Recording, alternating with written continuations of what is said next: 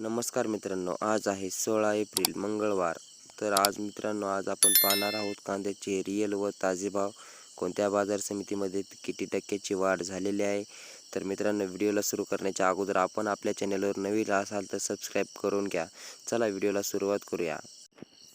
बाजार समिती सोलापूर. आवक 11,398, किमान दर 200, कमाल दर 1,800, सर्वसाधारण दर 1,000. पुढील बाजार समिती धाराशिव. आवक 5, किमान दर 1,000, कमाल दर 1,500, सर्वसाधारण दर 1,250. पुढील बाजार समिती छत्रपती संभाजीनगर. आवक 1,525, किमान दर 500, कमाल दर 1,300, सर्वसाधारण दर 900. पुढील बाजार समिती परंडा. आवक 376, किमान दर 200, कमाल दर 1,400, सर्वसाधारण दर पाहायला गेलं तर 1,000 एवढा आहे. पुढील बाजार समिती नाशिक.